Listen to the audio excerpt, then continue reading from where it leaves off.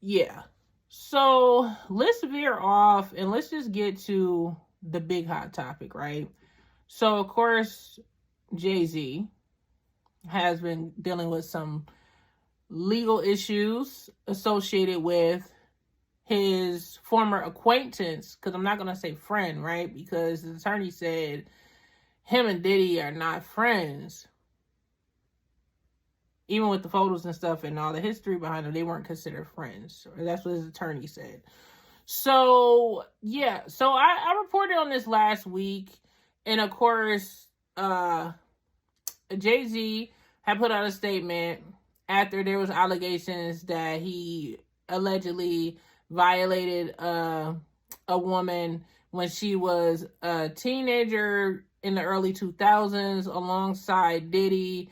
And she claimed that this happened in 2000 after the Video Music Awards. She made a claim that she was dropped off at the award show after doing a 5-hour road trip with a friend who drove her from Rochester all the way down to New York City. In the report, she made a claim and allegations that seems to be debunked now, that she ended up having an encounter with one of the limo drivers that was associated and working with Diddy, and the person allegedly suggested that she should attend a party that he was having at a big white mansion. And she agreed to go, but she was underage, right? Allegedly. This is what the report was coming out with, right? So she claims that she went on a 20-minute drive or something. They arrived to the house, and it was a circular driveway, and the house was white. And she said she went into the home, and there was a lot of celebrities, and people were partaking in illicit things. I'm paraphrasing because I'm on YouTube and social apps. And then from there, she said she proceeded to get a drink, and the drink seemed laced. And then, long story short, she said she wanted to take a nap, went into another room, and she made these claims that this is when she had this alleged encounter that seemingly now has been debunked based off of information. We're going to get deeper into that because the judge just ruled in her favor, stating that she can remain anonymous while she's filing this lawsuit. Okay, so she made that claim, of course, to say that they violated her in a room, and it was the two moguls there, and then there was a female woman that was there allegedly that she didn't mention in the suit that watched or stand up by and watched. And then from there, she collected her clothes, ran out to local gas station, or called her father to pick her up. Now, after this, right, we watched her interview on NBC because the fans were, and people was just like, oh, he has to be guilty, right? But Jay-Z immediately responded to the claim, stating that he was being extorted by Tony Busby, which is the attorney representing this anonymous woman. He basically was calling him an ambulance chaser in a cheap suit, and said that he protects kids. He comes from, he said from Marcy Projects, and he's not that type of person. He was, mentioning having to talk to his family about it, and his wife and his kids and everything else. And, just really he went in on the guy and let him know that he's in trouble. And he told him that he was looking forward to showing him how different he was from other celebrities, okay? And Jay-Z really meant that. And they were been mudslinging each other back and forth in the media ever since then. Tony Busby's been going back and forth. And this is before she did the interview. Now, after she did the NBC interview, right, it was so many discrepancies that the public had no choice but to sit and look like, So much so that the NFL decided to keep their partnership with Jay-Z, because majority of the story had holes in it, things that didn't make any kind of sense. Now, in the last video that I did, I apologize that I was so vague because I wasn't trying to really jump into it because I had other things I wanted to discuss. But these are the other things that I did not highlight that I want to discuss, and I didn't mean to miss this part, but it's important. Okay, important stuff. So the drive from here that they're saying to the award show in New York City in the early 2000, September 7th. This is where it's supposed to have happened. The driving location was from Rochester all the way to New York City, near Manhattan area, Times Square area, where this event was supposed to take place. They're saying that the individual who drove her, right? Because the first thing you're going to say is, okay, you're saying that your friend drove you from Rochester all the way down to New York City for this event. Where is this person who did it? First thing that made people look a little sideways is that the person she says allegedly drove her is now deceased. And, people can't, clearly everyone dies, but that was the first thing. The second thing that made people say, okay, side-eyeing, because at first I mentioned that, according to the Breakfast Club, Lauren LaRosa, she went down to the press conference, and his attorney was reportedly, allegedly stated that there was certain things that she mentioned, saying that there was jumbotrons inside of or outside of the MTV Music Awards that year, but there wasn't one at the actual event. And there was some other discrepancies that she mentioned that they were like, no, that's not adding up. That's not making any sense. Based off of what she's saying, 2 and 2 isn't adding up. Now, the biggest part that I want to highlight is the fact that her father came out and said he didn't recall it happened, or him coming to pick her up after her being allegedly assaulted. So it's like, okay, you can still try to find some correlations if, okay, well, there's no jumbotron. She could have forgot that. That was a long time ago. You could have found some type of discrepancy in regards to her friend passing. Like, well, it's not that person's fault. They passed. Another thing was also, there was a performer as well, okay, by the name of Benji, and he was mentioned in the lawsuit, and she was claiming that she, I think his name is Benji Madden. She said that she had spoke with him or hung out with him at the award show, and his representative came out and debunked that claim and stated he was on tour, and there was proof of that he was on tour the day of the VMAs, and he wasn't even in New York. So that also made everybody be like, okay, that's not adding up neither. And then the last part is the father saying he doesn't remember, because it's like, could the father have Alzheimer's? Could the father have a medical condition that made it so he can, his memory could get lost? It's been 20 something years, possibly, but what is the likelihood of that? They didn't mention that. And also in her interview, she didn't say, yeah, my dad denied this, but he's not well, he has this and this. None of that information from what I've seen has came out. Okay. So all of that information led to the public believing Jay-Z. He kept his partnership with the NFL. Clearly, he's working actively for the Super Bowl halftime show and everything else. So the case is progressing. Jay-Z decided he wanted to file a defamation lawsuit against Tony Busby. And he also brought up Tony Busby having his own alleged case where they're claiming allegedly he gave a woman something. I'm not going to say it because of YouTube. I'm not going to say it out loud, but he posted allegedly gave a woman something. And, he was basically, they're trying to say that Tony Busby was out here trying to hustle people and, get fake stories on Jay-Z and extort him. So I'm going to read an excerpt from the Rolling Stone in regards to defamation, and then we're going to explain why the judge decided to rule in the favor of the plaintiff, saying that the plaintiff can remain anonymous while she's seeking justice in this lawsuit. So I'm going to read it, and you guys can, just follow me. I'm going to it. Jay-Z ramped up, and this is what I'm reading is this defamation part. This is defamation, and we're going to go to the court hearing today. It's a lot, so stick with me. Okay, Jay-Z ramped up his scorched earth defense against the accusation that he blanked a girl with Sean Diddy clothes in 2000. The woman is suing with her lawyer, suing the woman's lawyer, Tony Busby, for defamation. The Roc Nation mogul, whose real name is Sean Carter, vehemently denied the Jane Doe heinous accusation, and his high-powered attorney, Alex Spiro, laid out a defense that highlighted inconsistencies in the woman's complaint.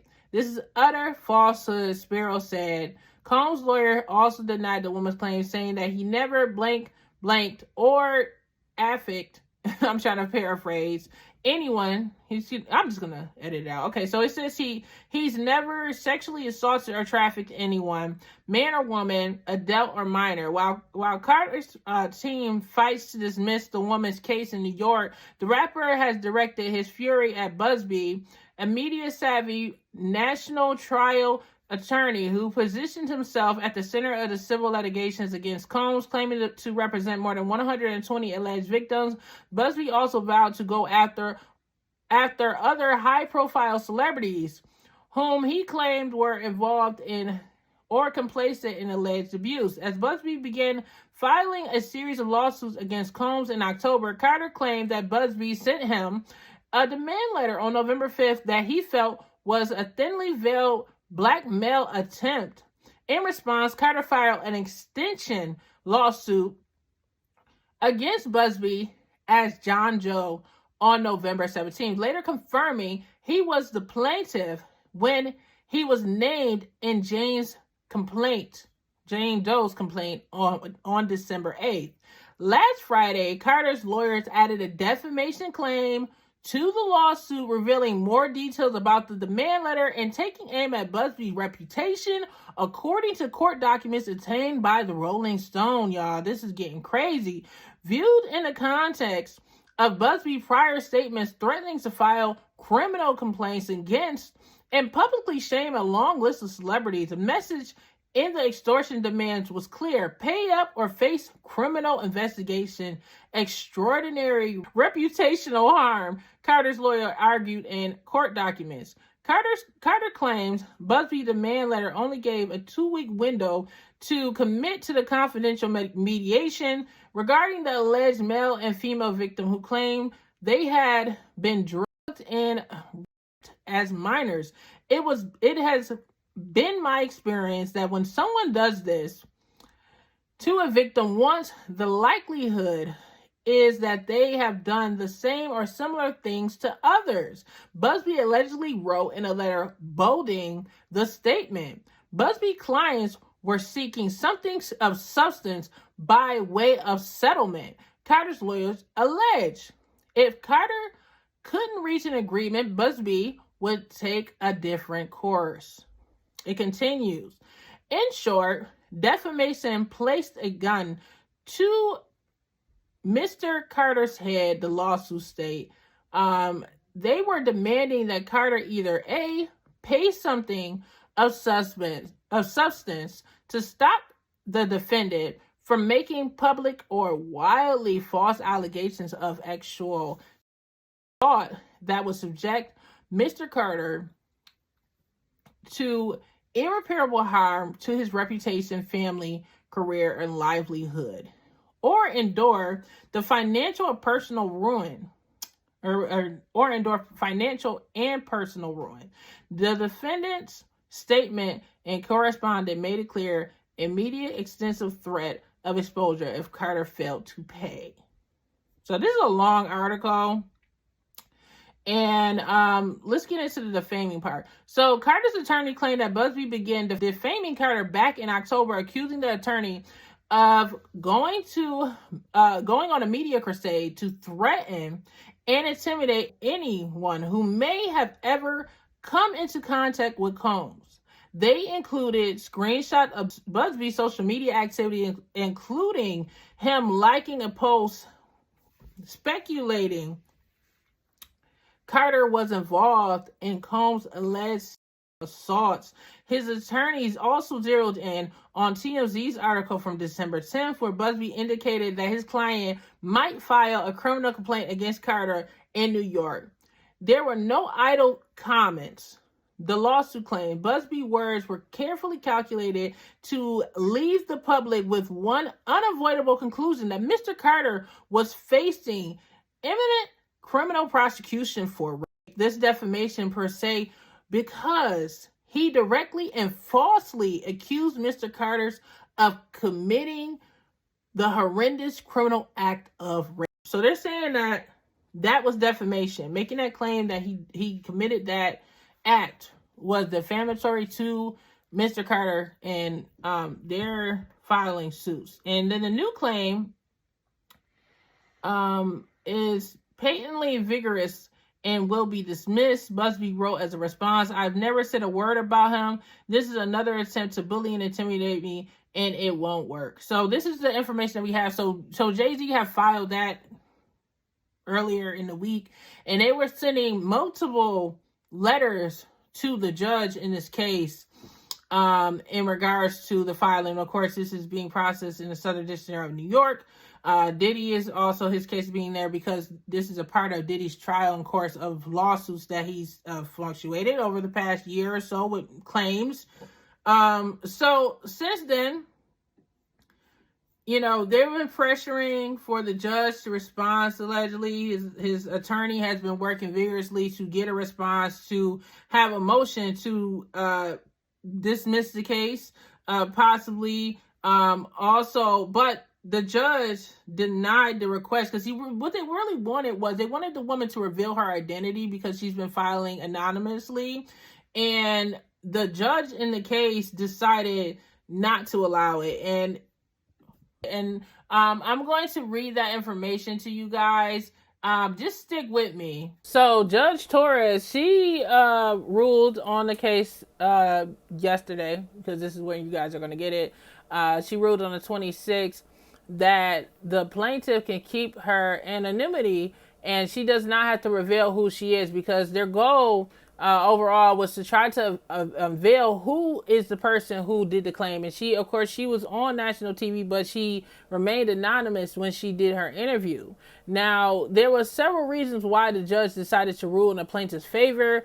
And she also highlighted and scolded Jay-Z's attorney, because the attorney is representing Jay-Z, right? We haven't actually heard Jay-Z verbally talk. All we've seen was statements, and we only seen his attorney speaking. So we never actually see Jay-Z come out and speak, but those are his statements, right? So the attorney filed those motions hoping to get a acquittal, and also also requesting that this woman reveal who she was. But the reason why the judge decided to allow her to keep her anonymity is because several factors, including intimidation risk and things of that nature. Now, did I fail to mention that this woman reportedly is autistic? So, she may be a person who would be susceptible to some type of harm done to her, and pretty much defenseless, even if the story isn't true. So, from what I'm reading over this case, they highlighted, all right, factors 1, 2, 4, and 7, okay, which strongly ruled in her favor to stay anonymous while filing the suit. Now, let me explain this to you. Motion 1 is whether the litigation involves matters of highly sensitive and of personal nature. In this case, it is an alleged violation case, and I'm going to say violation, right? And so that makes it so she could possibly remain anonymous based off of that alone. Another factor as well, which the judge highlighted, is whether identification poses a risk of retaliatory physical or mental harm to the party seeking to proceed anonymously, or even more critically, to innocent non-parties. So that's also a big factor in this situation as well. She also highlighted, did I say number 4? The number 4 reason whether the plaintiff is particularly vulnerable to the possible harm of disclosure, particularly in light of her age. That was a big factor as well.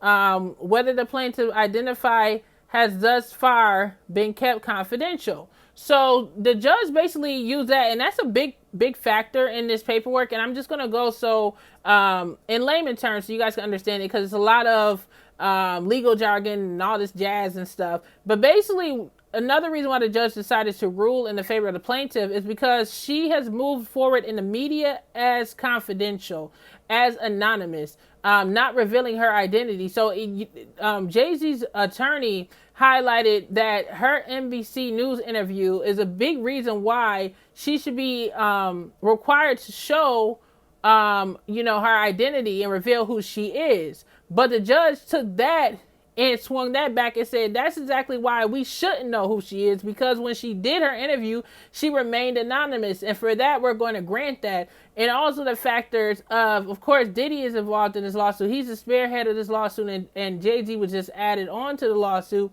Is, Diddy is currently in prison, and they're refusing his bail because he allegedly has a tendency of intimidating and threatening and possibly harming alleged witnesses and victims. So this is also a part of the consideration in regards to whether they want to reveal this woman's identity or not, or allow it. Now, for the motion right now, it's not saying that it's permanent, but it looks as if, as of right now, this woman can still keep her identity anonymous. Okay.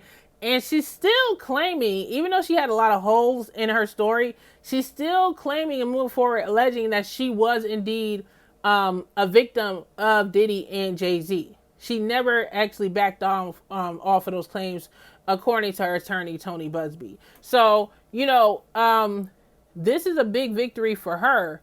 And it's a shocking victory, right? And she also scolded Jay-Z's attorney as well, because a big thing that he did during the filing was try to highlight the flaws of the attorney. So it says, since Carter's attorney first appeared in the case 17 days ago, he has submitted a litany of letters and motions attempting to impugn the character of plaintiff's lawyer, many of them expounding or purporting urgency of the case. It also says requesting to be heard on an expedited basis, accusing plaintiff counsel of exploiting legal process and generating media attention. It also claims that, asserting that the plaintiff counsel seeks only to benefit himself. So she's basically trying to say that, he was filing these motions more so focusing on what's wrong with this alleged victim's attorney versus him having an actual filing of why it should be dismissed in a reasonable manner. And also she made claims that he was not allegedly filing his documentation in the proper code and proper protocol judicially. And he was not, he was expecting, I guess, some type of special treatment. But she said, Carter's lawyer relentlessly filing of combative motions containing inflammatory language and ad hominem attacks is inappropriate, a waste of judicial resources, and a tactic unlikely to benefit his client. The court will not fast-track the judicial process merely because of the counsel demands, it says. Moreover, although Carter's attorney assails plaintiff's lawyer is having a chronic inability to follow the rules, Carter's counsel have failed to abide by this exception. A pre-motion letter is required prior to filing any motion. It continues. Although Carter's attorney stated he intended to file immediately a motion to state the first amended complaint under Rule 12, he did not give the plaintiff the requisites 5 business days to respond. Wait for the court to set a motion schedule or state whether any exception to the court individual practices applied. This is unacceptable. Counsel is hereby advised that any Further motions filed in violation of the court individual practice may be denied on that grounds alone. Lastly, although Carter's attorney is entitled to file a Rule 11 motion without seeking leave of court, the court disagrees with this approach, and if he still intends to serve the plaintiff with this motion of sanction, the court denies his request and shortened safe harbor provisions contained. So she basically went in on this and basically went in on this attorney and said that he isn't following the proper protocols, the proper codes, and outside of them not granting it because of the safety of, their concern of safety for the plaintiff. And of course, the fact that she was already moving forward in the media as being anonymous. He allegedly wasn't following the proper protocols and the codes of the judicial system. So they're saying that Carter's motions to strike the amended complaint under Rule 12 is denied. And she wrote denied in big uppercase letters. By January 10, 2025, the plaintiff shall file her response to Carter's motion for an order directing the perseverance of evidence. And it says by January 17, 2025, Carter shall file his replies, if any. The Clark Court is respectfully directed to terminate the motion at ECF number 3237, 40 through 41 and 46. So y'all, this is the gist of this motion that I'm reading, this court case document, and this is a big L for Jay-Z in this case, and it could be considered an L for Diddy as well, because now she can move anonymously and she doesn't have to worry about intimidation from any party if that is the case. Not saying that was the case for Jay-Z, whatever. But that's what it is. So this is the update that I have on the case, and we're just waiting to see how Alex Shapiro, Jay-Z's attorney, is going to fire back in regards to this. But the judge has ruled, and Judge Torres has made it clear that this woman can continue to protect herself and keep her anonymity. So, I want to hear your thoughts about that. Make sure you guys, if you guys are enjoying this pod, make sure you guys hit the subscribe button, hit the like button, share this. And I have these headphones on, and I'm sorry for the cut in the video.